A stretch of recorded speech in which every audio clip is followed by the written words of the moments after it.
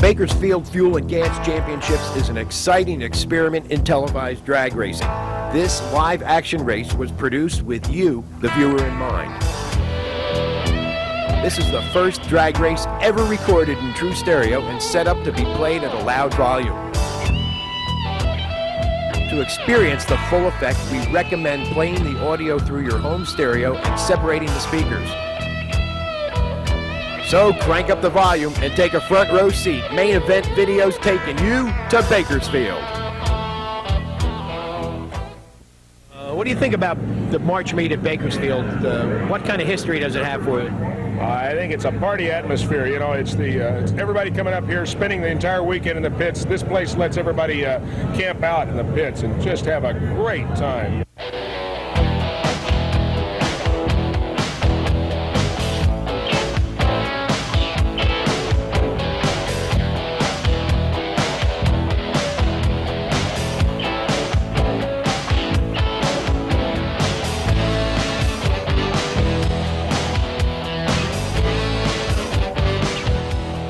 Bakersfield's a real neat place to come. It's a good thing for the spectators. A lot of fun to go here.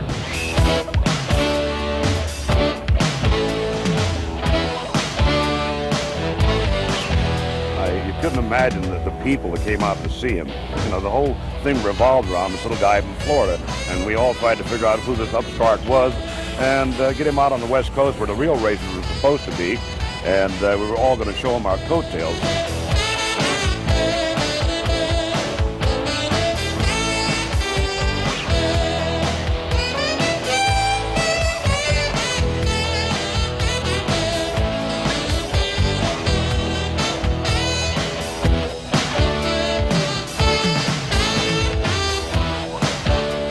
This weekend I got a tent out there in the pits. We slept. We haven't had a shower in 3 days, as you might be able to tell.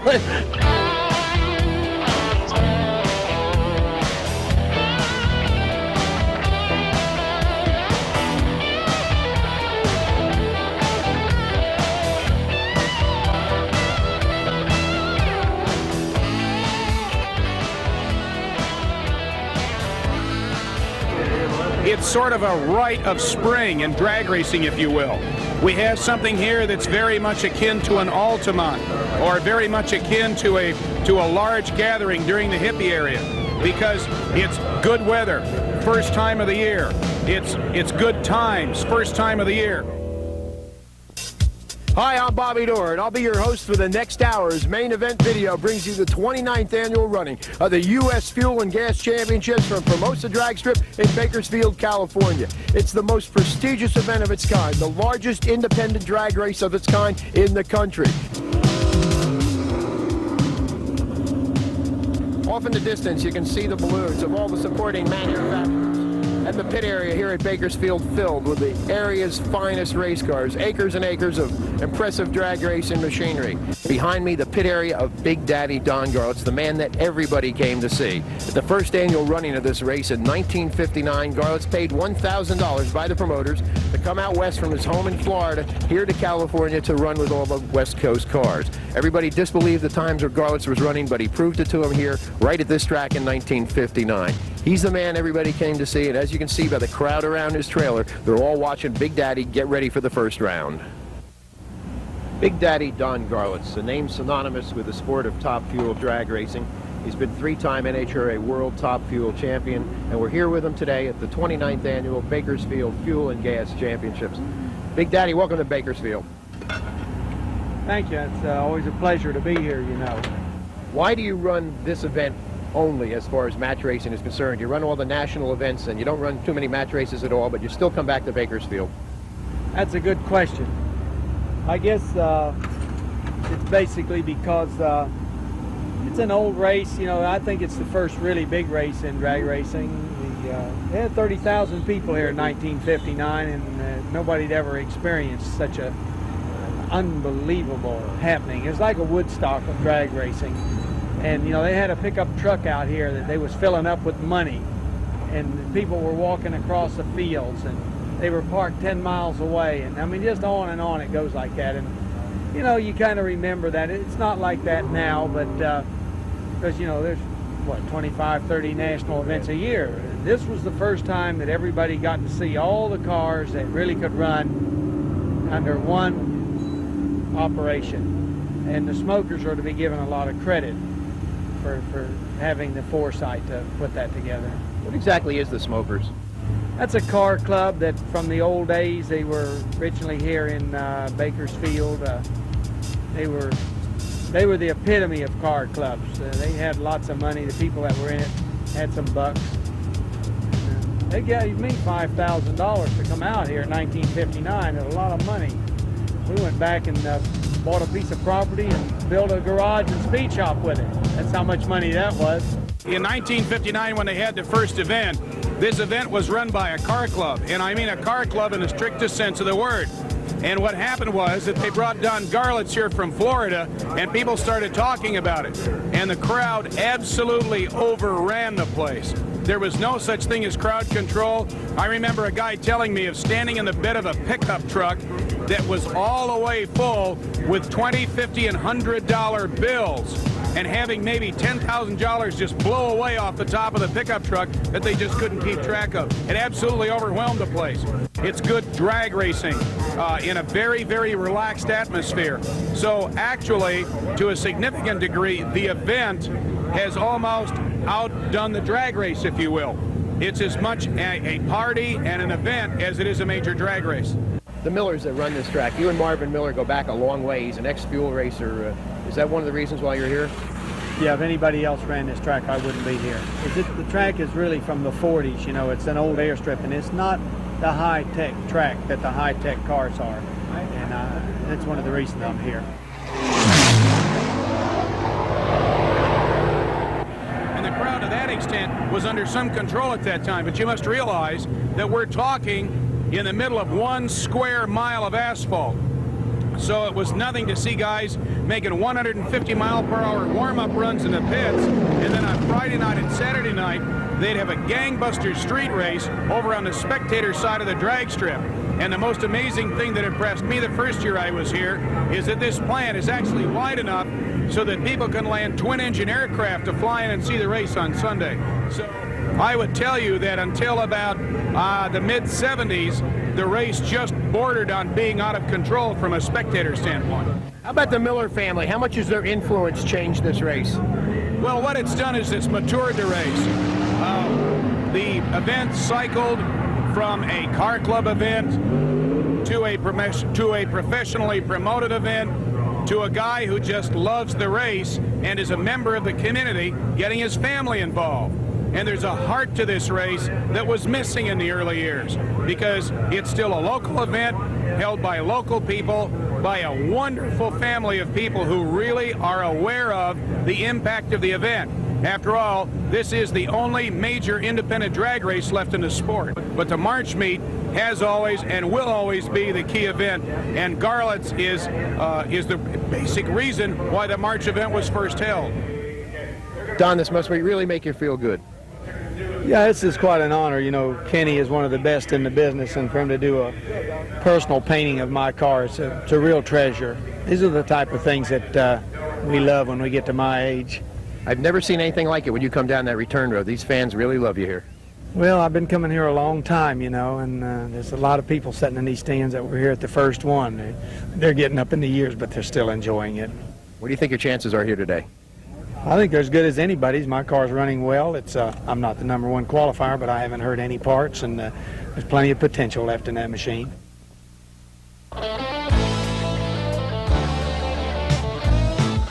Main Event Video brings you a drag racing experience from Famoso Dragstrip in Bakersfield, California. This is the running of the 29th Annual Miller American Fuel and Gas Championships, featuring a star-studded field of top fuel and nitro funny car drivers. Heading the list of pros is the old man himself, the active living legend and world champion Don Garlits. He's traveled 3,000 miles to get here to defend his title against the low qualifier Larry Sutton in the Whitmore and Reed car. Other competitors include the world's fastest potato farmer Larry Miner in top fuel, and in the funny car field, Ed the Ace Matoa, both driving Miller American team cars. And defending two-time Bakersfield champion John brute force in the Castrol GTX Jolly Rancher Oldsmobile. He's the low qualifier in funny car. So join me for the hottest and fastest top fuel and nitro funny car race you'll ever see. We're going to throw you into the stands here at Bakersfield for the running of this classic race.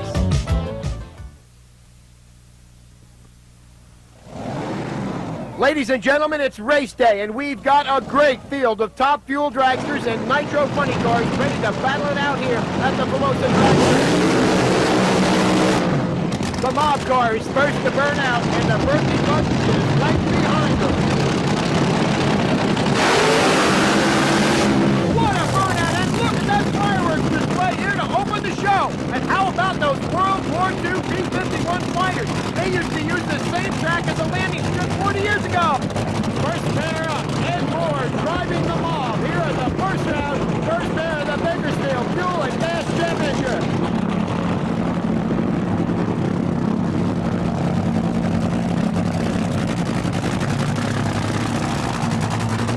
This competition driving the Berkeley Sponge car, Bob Neal, a pair of California cars.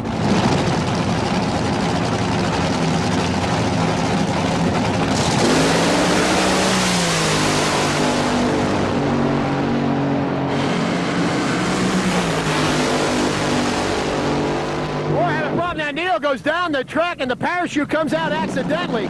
He tried to leave the starting line, but evidently something went wrong. He couldn't move, so Ed Moore, a big hole shot, takes the win.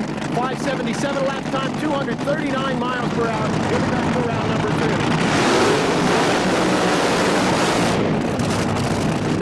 2. Looks like there's trouble in the right lane. There's something wrong with Doug Kerhulis's car. It won't start. Rocky Everly pulls up for his dry burnout. Boy, those tires are really biting into that concrete. Kerhulis is out of the car. So it will be a single.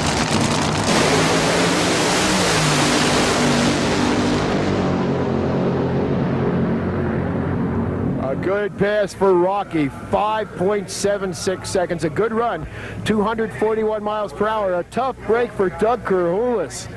Poor Dougie couldn't get his car fired. The batteries evidently were bad. The crew tried in vain. They had the jumper cables on, but just couldn't get it started. So Doug Kerhulis goes down in the first round defeat. He didn't lose to Rocky. He lost to his car starter. Here is the number 1. Larry almost didn't make the show. As you can see, during qualifying, he got out of shape backing up from his burnout. He's a former drag race starter. He's seen a lot of drag races, and he knows how to do it. This is his finest ride ever. Qualified again, number 1 position, 5.41 seconds. He's going to get a single run, and we'll be back in the second round. There we go, Larry. Good start, and it sounded like a blower belt come off right as he passed our camera. And he just idles it, so that'll knock him out of lane choice in the second round, depending who he races.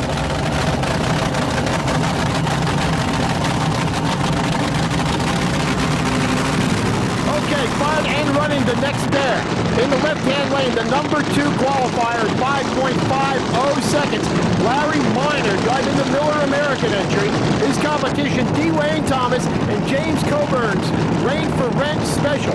This is the car that won this event 3 years in a row.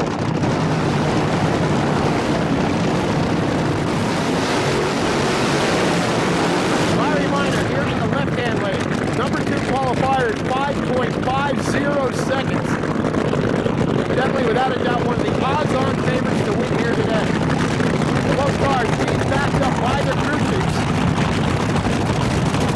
And again, everybody thinks that the left lane is just a little bit better. Everybody with a lane choice is taking the left lane. Although we haven't seen that much of a difference between the 2 lanes, the driver says there is a difference, and they're going to go for it.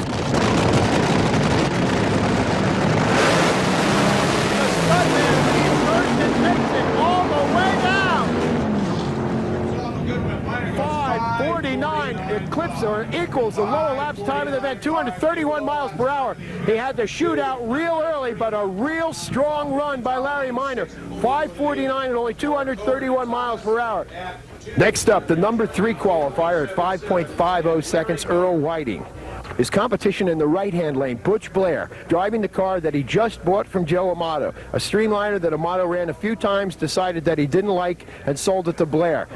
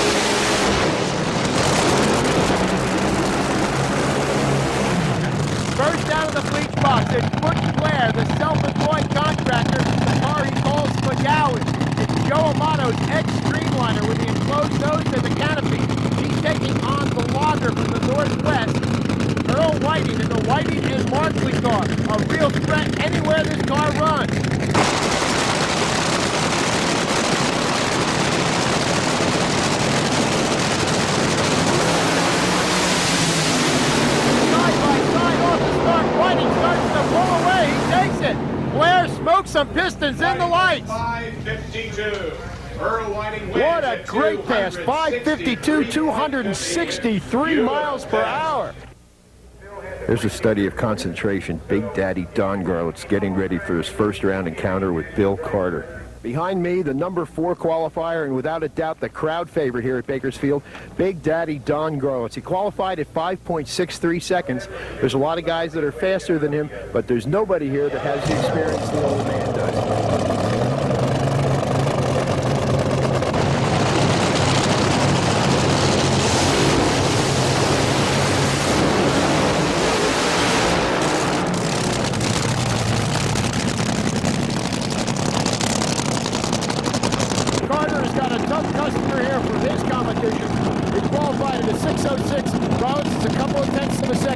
During qualifying, and he's without a doubt the man to beat here. He's in the good left-hand lane. This is the last year you'll see this streamliner. Garlits was asked by the Smithsonian Institute to donate Swamp Rat 30 for permanent display. So, Garlits going up to the right-hand lane. Garlits in the left-hand lane, first round.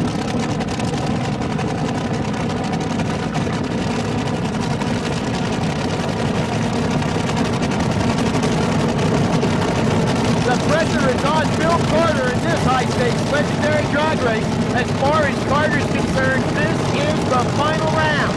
Anyone who beats the old man usually goes on to win the race.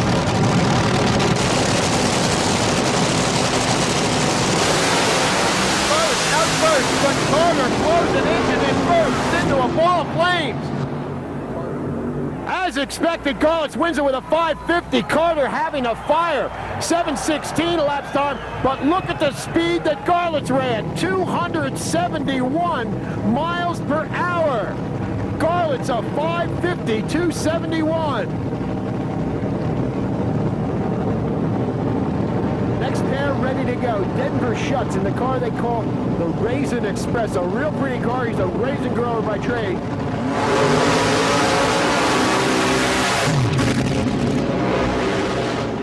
Top Fuel Dragsters. They're long and sleek. They're the fastest accelerating vehicles in the world. They accelerate to 270 miles an hour in 5.5 seconds. They're powered by a nitro-burning, 3,000 horsepower thundering aluminum racing engine. When this race was held for the first time in 1959, they didn't look like this. When Garlits raced Swamp Rat 1, the engine was in front of the driver. They were called slingshot. In 1970 at Lions Drag Strip, the starter was Larry Sutton. He witnessed a slingshot explosion that took off half of Big Daddy's foot. And the cars you're looking at now evolved from the rear-engine dragster reinvented by Garlits as a result of that accident 17 years ago.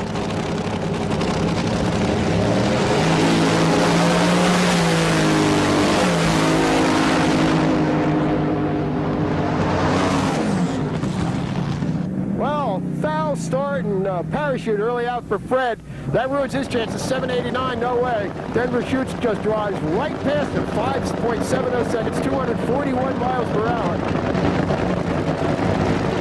This is first round of Nitro Funny Car action.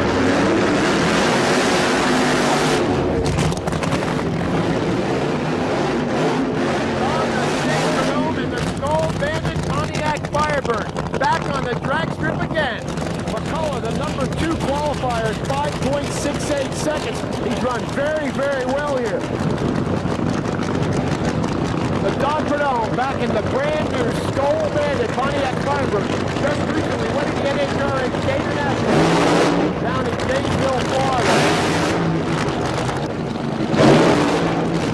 Perdome does the dry burnout and smoke the tires. So what that tells us, he's going to have to drive it off the starting line. He can get all the traction he wants. Remember, everybody says that the left-hand lane is a little bit better.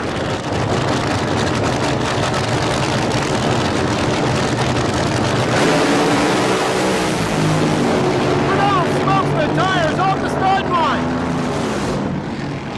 McCullough takes the win of 585, 256 miles per hour. Don the Snake Perdome, as expected, up and smoke right off the starting line. We guess that the right lane, maybe there is a difference, and lane choice is definitely going to be a determining factor later on in the rounds.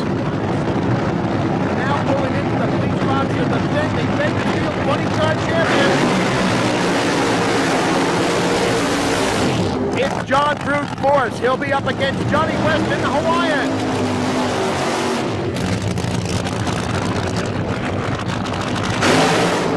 Nice dry burnout by John Force. I think he's going to go with West here today, although anything can happen. But Johnny West will roll me off the line much closer. John Brute Force has both TX and Jolly Rancher Candy's Oldsmobile.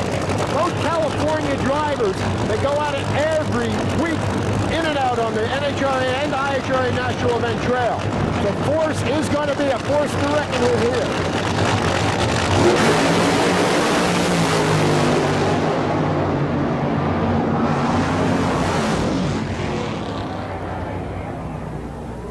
John Brute Force takes that one, a great pass. 565, and I believe that's low ET for funny cars, 264 miles per hour. This is IHRA World Champion Dale Pooley in the In-N-Out Burger car. Mike Dunn here driving Joe Pisano's car has the distinction of being the fastest funny car driver in the country. He's up against a tough customer, Dale Pooley, the brand new In-N-Out Burger Oldsmobile. Boy, is that a sharp-looking car. Dunn ran the fastest speed ever for a funny car at the Texas Motor Race last month, a whopping 273 miles an hour. Now, Pisano's car, we noticed there's a little bit of water leaking out there in front of us. Left rear tire must be coming from an overflow, and that could cause them a problem.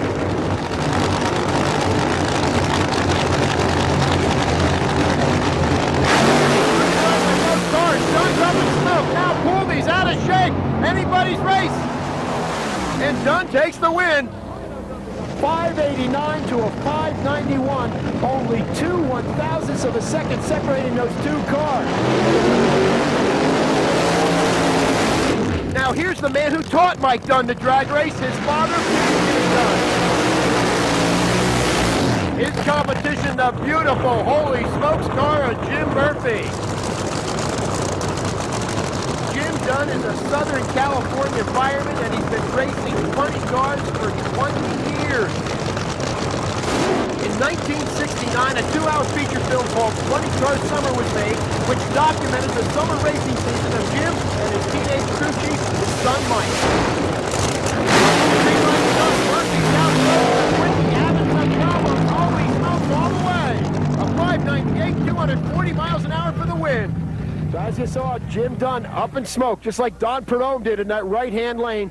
Murphy gets the win, and also he'll be back for round number 2. The biggest history maker of the event was the Rain for Red special of James Warren and Roger Coburn. Again, they won Top Fuel Eliminator. Again, they recorded 5 consecutive sub-6-second runs in eliminations for the first time in the event's 19-year history, won their 3rd consecutive March Heat title. Colorado's Tom Kaiser with a track record 575, and the 3rd round victim Stan Shiroma with a 583 elapsed time. Sitting here at the 29th annual Bakersfield Fuel and Gas Championships with Wes Lovett of National Dragster and Chris Martin also of National Dragster. These guys usually cover NHRA national events, but they're out here at Bakersfield, a real party atmosphere. Chris, first with you. You've been here a lot, haven't you? Well, the first time I came to this race was in 1964, and it was one of the first things I did without my parents' approval. We took off for 3 days here, and there was the Hells Angels and the Satan Slaves and every known top fuel dragster in the world. And it was really a happening. I suppose if there's a thing like a Redneck's Woodstock or something, this would be it. And this is probably today here, some 23 years later from that date, the only race in the world like it. A race that you just come here, be yourself, have fun, watch the race. It's a happening, and it's I've never grown tired of it. How about you, Leslie? You've been here quite a few times, too. I used to come here with my motorhome and camp out in the pits and listen to the guys race over here in the field and crash them in the dark. Things have never changed here. This is still one of the most exciting party races I've ever been to in my life. And I drive up now just on Sunday to see the event, watch the cars, and look at all the people and have the party. You know, like right in here tonight, today. I mean, this is probably the most fun race of the year for us. Hi guys. Police! How are we doing, boys? Enjoy the first round of Top Fuel? Oh, man. Davey Wallace, come here for our home movies. Come on down here. You've been to Bakersfield a million times. Since '64. This guy and I went to our first race together, didn't even know it. That's right. I saw you working, though. You had one of those striped shirts they gave you at San My favorite race. What is your most memorable Bakersfield? Jeez. That's tough. I think the year that Garlitz and Warren raced in the final, and Garlitz was running the Donovan, and he blew the motor. It's a match race deal, right? And you don't think they're going to run too hard. Garlitz blew the motor out of his car, trying to beat Warren in the final. The power had gone out earlier in the day, and the power had been out for like 3 hours. So all the trash cans were on fire on both sides of the track because they ran so late. It was pitch dark, and they didn't have lights here then, and all you had was every trash can in the place on fire on both sides, and these two top fuel cars going down the center at about 9 o'clock at night, and then Garlitz blowing that Donovan right out of the car. I mean, he broke the frame and everything trying to beat Warren. It was really cool. Attention in the pits. Top Fuel Eliminator. Top Fuel Eliminator and Funny Car. Attention in the pits. Attention in the pits. Top Fuel Eliminator and Funny Car Eliminator to the approach lanes now.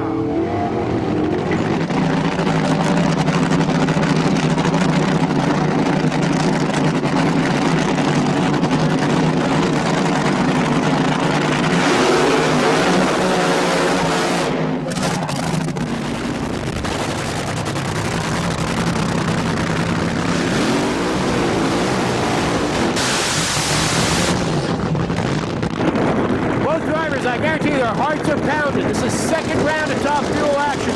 The winner of this goes into the semifinals. In the left-hand lane, the world's fastest potato farmer, Larry Miner, driving a Miller American car.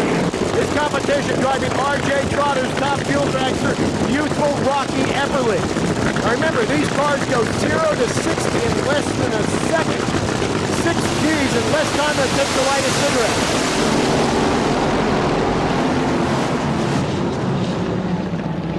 Epperly put a whole shot like mad on Miner, but Larry Miner had the horsepower and drove right around him. A 5:52 elapsed time for Miner for the win, 241 miles per hour. Epperly left the starting line first. He had a couple lengths at him right out here, but he couldn't muster it up in the horsepower department. A 581, 217 miles per hour, but Larry Miner wins with a 5:52. He's going into the semis.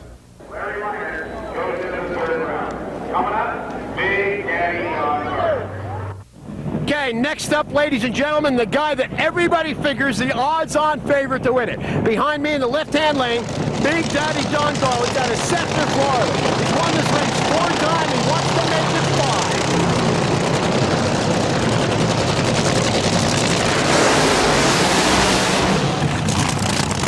Garlitz is acknowledged as king of the dragsters. He's been doing this for 35 years. He was out here at the first U.S. Fuel and Gas Championships in Bakersfield in 1959, and now he's back here in 1987 looking to put on his 5th win.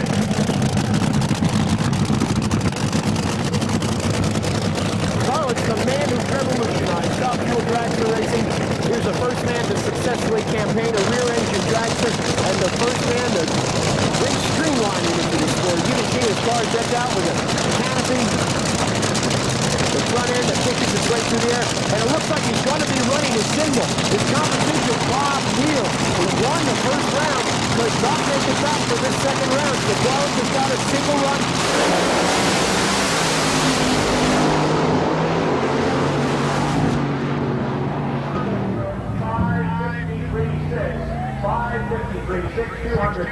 267.85 on a single. Not bad.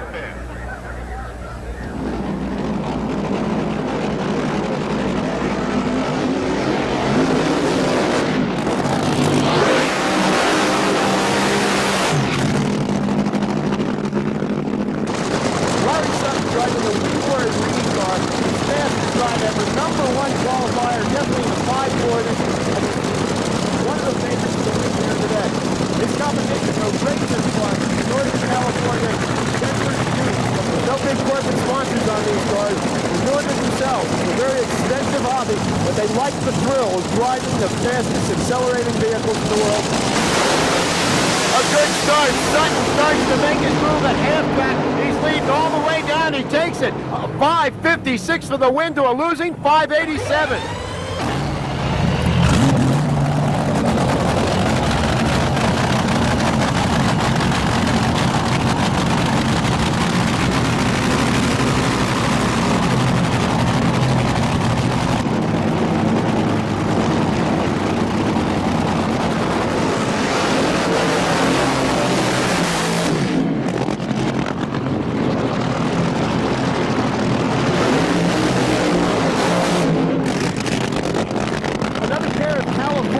Top fuel dragsters out here battling it out to see who goes into the semifinal round to race Larry Sutton.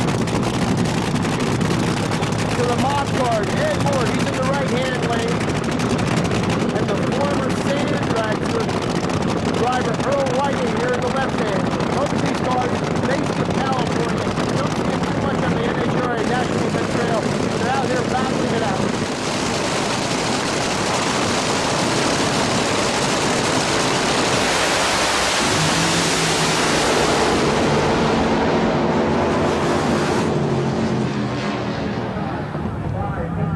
Whiting takes the win, the fourth winner to run a 5:50 elapsed time. Whiting's 5:57, 257 miles an hour, puts him in the semifinals against Larry Sutton. The other semifinal, the race everybody wanted to see, Big Daddy Don Garlitz against the world's fastest potato farmer, Larry Minor. John Lundberg, they call him Thunder Lungs. He's one of drag racing's legendary announcers. John, it's a great racer at Bakersfield. It always is. There's a spirit at this event that is just unduplicated by any other event in the sport. It involves families. It involves third-generation spectators. It involves a spring right of quarter-mile acceleration, and that's what makes Bakersfield the unique event that it is, Bob. John, you've been here for many of these things ever since the beginning, and the 29th annual now today. What's your most memorable experience at any of these? I would say the 2 years in 65 and 66 when we qualified 64 cars. At any one time during the first round of Top Fuel Eliminator, there were a total of 10 cars running on the drag strip. It hasn't been seen before and it hasn't been seen since, and it happened only here at Bakersfield. John, are Top Fuel dragsters still the king of the sport? There's no doubt about that. If you were to have a Formula One, it has to be that vehicle, which just conceptualizes the whole sport. And the name of the game is elapsed time and top speed, and nobody's quicker, nobody's better. Top Fuel is the sport's king, there's no doubt about it. John, this race here, the Fuel and Gas Championships, this is the 29th year for it. It's a very emotional race, I guess, for you. Very emotional. It was funny wanting to win this race.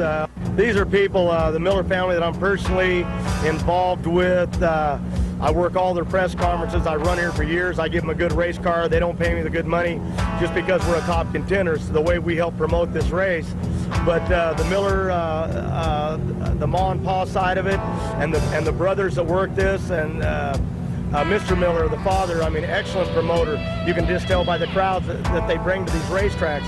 But the thing that I look at is the way the heart of the people are here. And this is a major event here that people come from all the way from New Jersey to be part of this. And it's very important to them. It's very important to us. As you know, the independent racetracks are slipping away. Major corporations like Billy Myers' Motorplex in Texas are being taken over by big companies with big money. And to see a family, a group of people, local here that are holding a race together with this magnitude of crowds and numbers, and looking at the purses that they pay that are as big as the NHRA events, I'm very impressed, and I'm going to work and run this race as hard as I can to show the appreciation for this family, not only to win this race, but to show them that we need these people like the Millers to keep drag racing alive.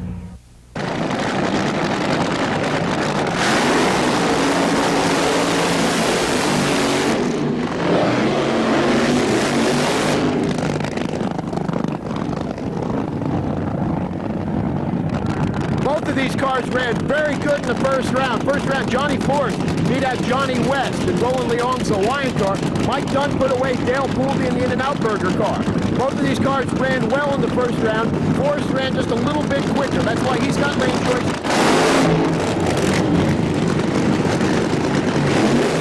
Dunn in the right lane, a second-generation 20-car driver. His dad got beat in the first round, but he's doing better. He just choked Pisano's car. Pisano maker of the Magnolia business, and also the JP1 aluminum block that all these dual racers are using. So it should be a good battle. John Forrest, the defending champion here today. He won this event last year, but he's back here now in the final. The dry burnout is very important in these cars. After they make their smoky burnout,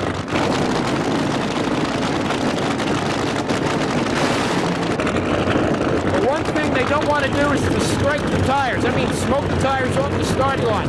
They want to come out and leave clean.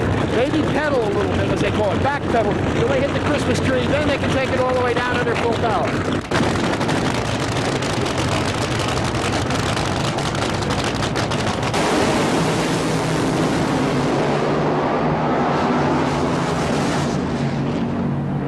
Lucky break for John Forrest. He smoked the tires, as you saw, a little bit in the middle of the track. He got a little bit out of shape, but managed to hang on to it. Ran 578, 257. Mike Dunn right alongside him, had the whole shot. It was just a little bit, but he managed to get out in front. Forrest was smoking the tires, but Dunn slowed, only recording a 6:02 elapsed time, but a good speed, 238 miles per hour.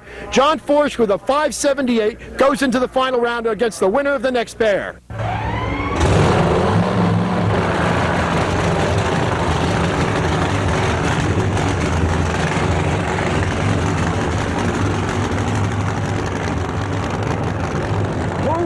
The final against John Brute Forrest. That's the question that's going to be decided right now. In the left-hand lane, driving the Miller American Oldsmobile, it's Ed the Ace McCullough driving the Larry Minor team car. It's competition, the Holy Smokes car out of Hudson Racing. It's Dan Murphy.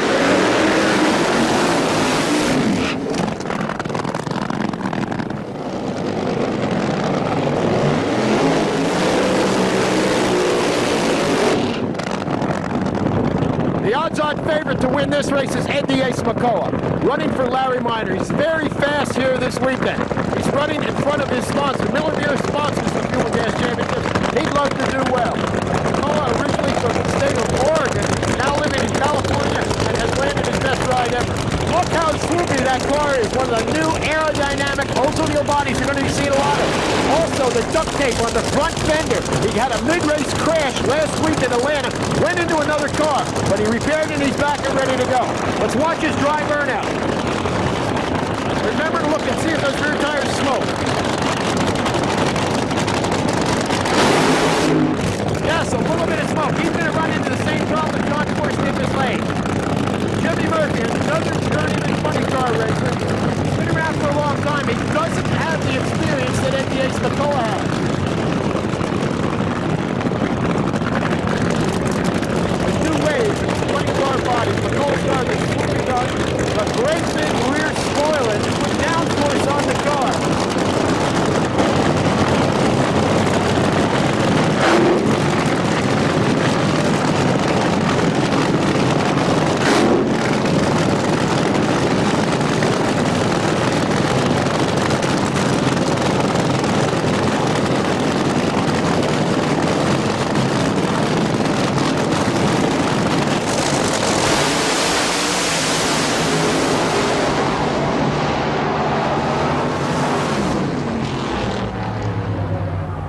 What a great final we're going to have. Ed the Ace McCullough, a 579, 259 miles per hour. He's 1/100th a second away from John Force, what he ran in the semi. So Force has lane choice. You can bet $1 million he's going to be in this lane. Ed McCullough in the final against Force is going to be in that tricky right lane.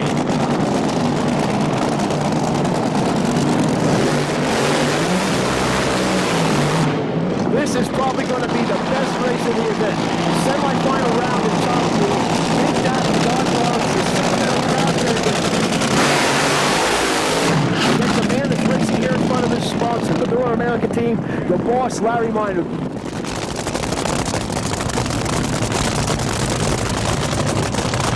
Don Rollins, some 50-some years old. Been doing this for 35 years. Without a doubt, a veteran. Everybody knows that he's the man.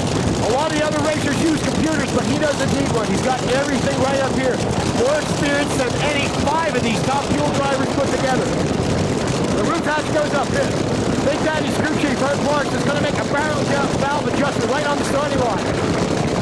Bernie Federer, the crew chief for Larry Miner, lining him up.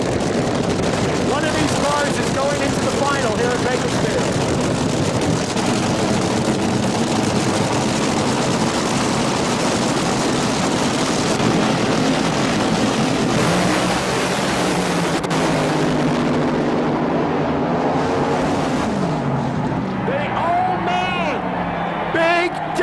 Don Garlitz, ladies and gentlemen, low elapsed time of 5:47 for Garlitz. Top end speed 262 miles per hour. He blows Larry Miner into the weeds. Miner a very respectable 5:56, 236, but no match for Garlitz's 5:47. So Big Daddy Don Garlitz goes into the final.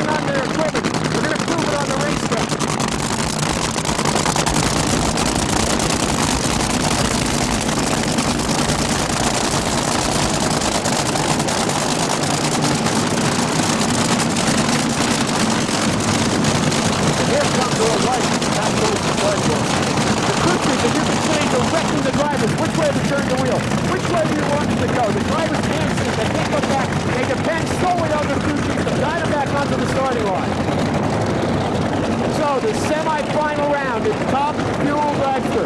The winner of this gets the chance of a lifetime to race Big Daddy Don Garlitz in the final round.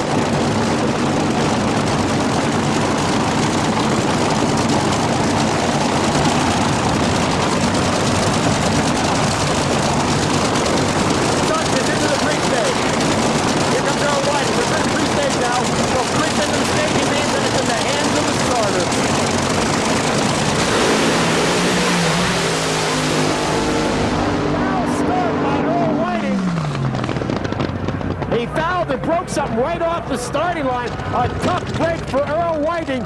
Larry Sutton is going to the biggest final round drag race of his career. He ran a 5:66. Garlitz ran a 5:47. Garlitz has lane choice, but Larry Sutton's going after the old man.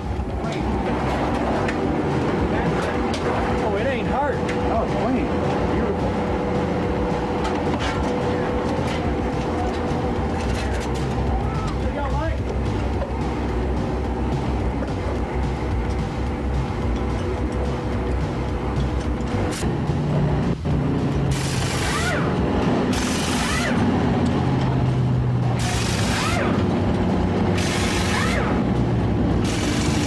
Garlitz's final round competition is the low qualifier, the Whitmore and Reed car, driven by Larry Sutton.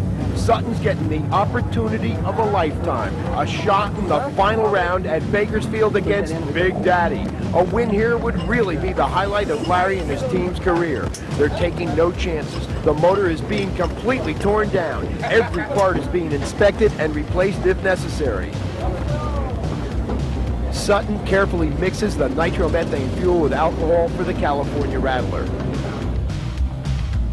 Big Daddy and his crew chief, Herb Parks, hard at work, completely field stripping, disassembling his motor. They're pulling the pistons out, everything. New bearings, new rings, really thrashing away. They're getting ready for the final to go up against Larry Sutton.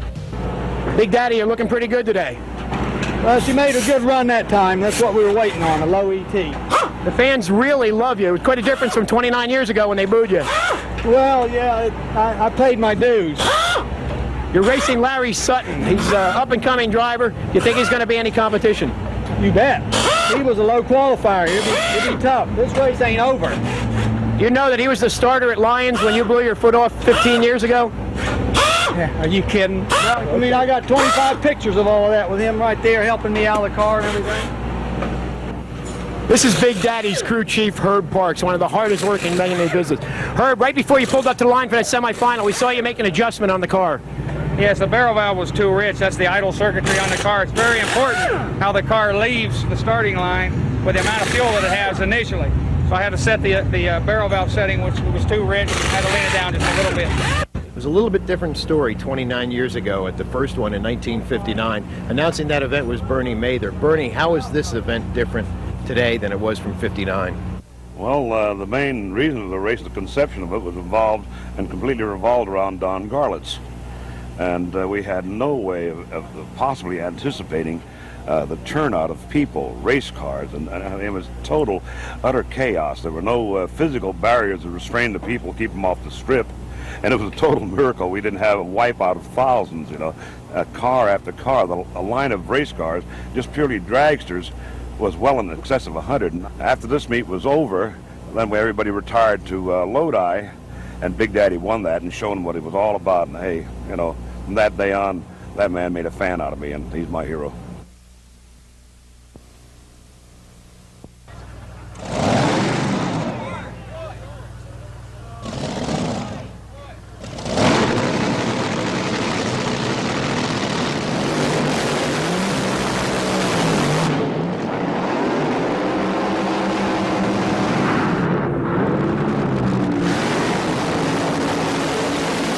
Nighttime qualifying, a dangerous time to run a fuel car, especially with a shutoff that's pitch black.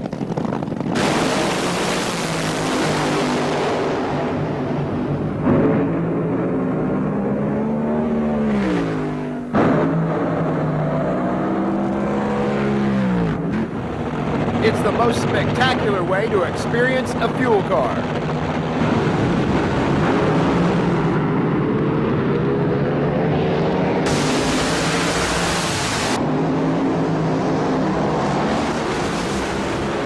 Annual Bakersfield Miller American Classic has always been known for its wild nighttime qualifying sessions where anything can happen.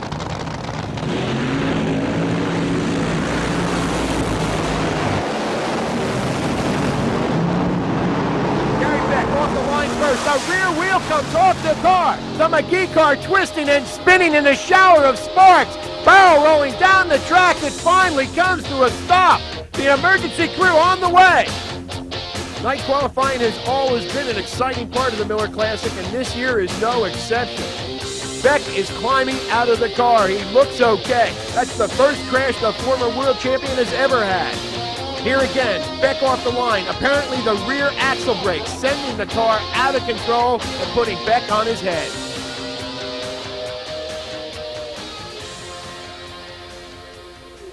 The aftermath, a devastating crash caused by a broken axle. The anatomy of a faulty part short-circuits the hopes of the Aussie team.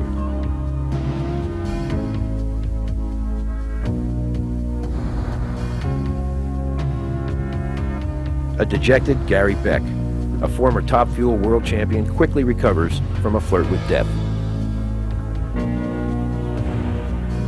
It's a disappointed team who traveled from Australia to race at the Miller Classic.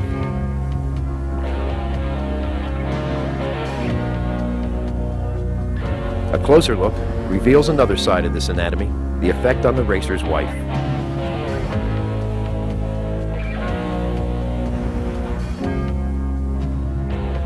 How many other racers' wives share the same anguish and torment in watching their husbands race, hoping the awful moment won't happen?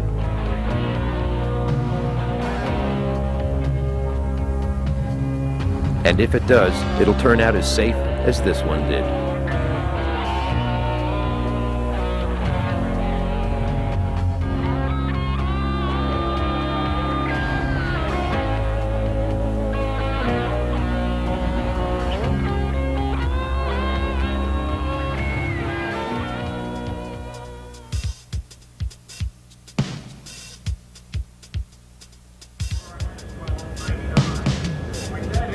Behind me, the driver of Larry Minor's Miller American Oldsmobile, Ed the Ace McCullough. This is his pit area. As you can see, the crew is going frantic, getting ready for the final round against John Force. They want to win this one because it's at a race sponsored by their sponsor, Miller Beer.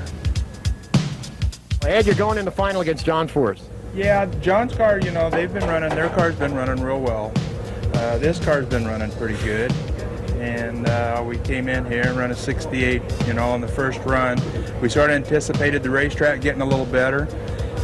It didn't get real good, so we had to back it up and start over. John, they've got it figured out. They're going down the racetrack real good. They have lane choice. Is that going to make a difference? Earlier in the day, I think it would have made a difference. Now, I don't think it's going to make a difference. You know, later in the afternoon, the racetrack's going to cool back off. You know, he ran a 578 and I run a 579, and I don't think lane choice is going to be a difference. I think it'll be a real good drag race. Most of the time he's a bridesmaid. He's going into the final for the second year in a row here at Bakersfield. The defending champion. John, you're looking really good. It was a fast racetrack. In the beginning of the day, you saw we ran 65, 264, and took the record back again for myself from both ends. The car is running exceptionally well, but as the days passed, it's starting to go away, and that run there, I saw a playback on it. It was a tire smoking run. It got us worried. We're making some changes to compensate for it.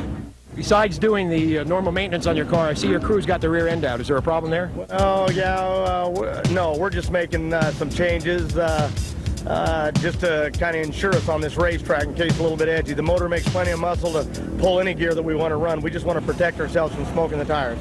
What do you think you'll run in the final? Do you have any predictions? If we can stop it from, you know, turning the tires, she'll run another 60, middle 60 again.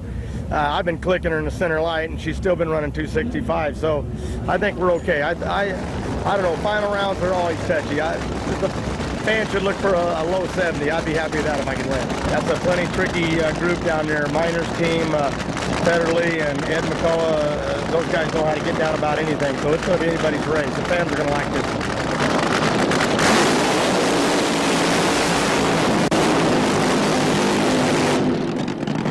Force really laid down a super smoky burn. You can see the header flames coming out of his car. You can't see the flames during the day, but at night they're a very spectacular show. I still put behind drag racing because I've come so far in it. A guy that come from being a truck driver that had no money behind him. You knew I was a teamster for 10 years, and heart will win a lot of races.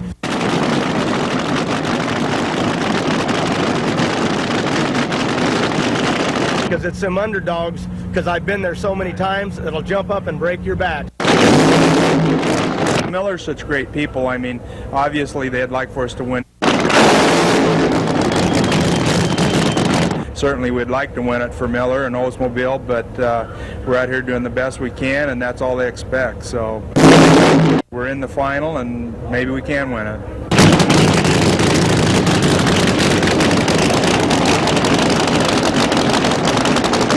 There are no true kings in the sport. Some dominate, money helps, and the innovations that they have. But anybody can win a race, and you'll see that this weekend here at Bakersfield.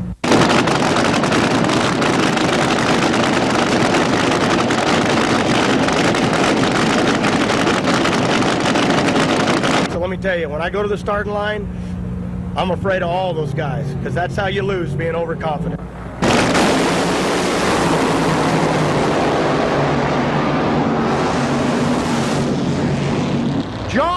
Force takes the win. What a great run. You can't get a better drag race than that. A 572 to a losing 579. John Force repeats as the funny car champion here at the Bakersfield Fuel and Gas Championships.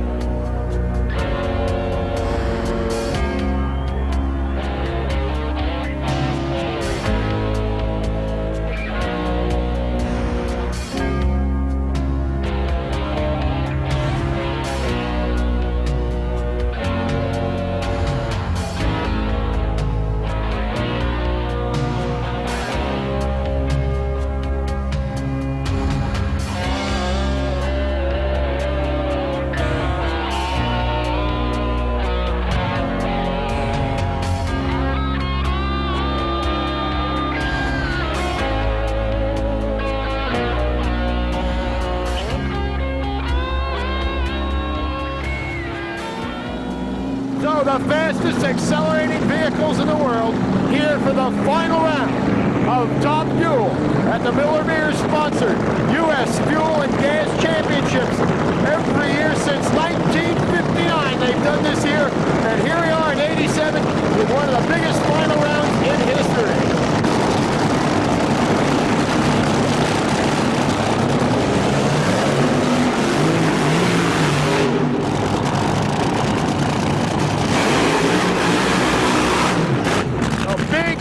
Don Garland's looking for win number 5. His competition, Larry Sutton. He's never been in a final round of a big drag race like this, and he's going to race his hero right now, Big Daddy Don Garland.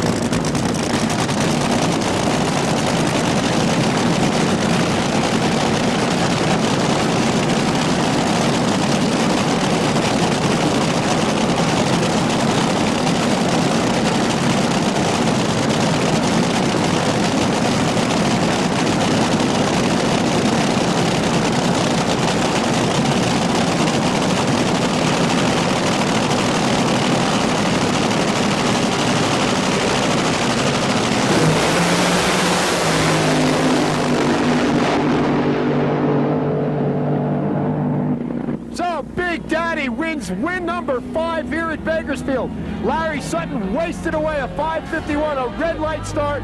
Big Daddy takes a 5th win in his career here at Bakersfield. The fans love him, and it's a great way to cap off the U.S. Fuel and Gas Championships here at Bakersfield.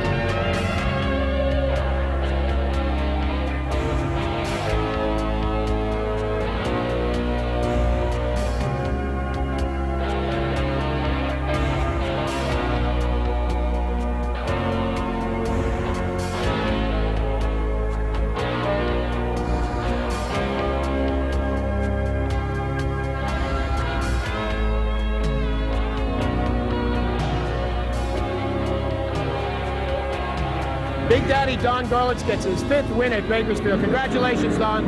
Thank you very much. It's a real pleasure. It was an unusual final. Did you know that Larry had fouled? Yes, I did. I saw the red light just as soon as we left. He was out too far, and the tree hadn't changed yet. The fans really love you here. Have you ever seen the enthusiasm like this at any other track? No, this is it. This is an old race, you know, and they all come out here. Well, congratulations again. Big Daddy, win number 5 at Bakersfield.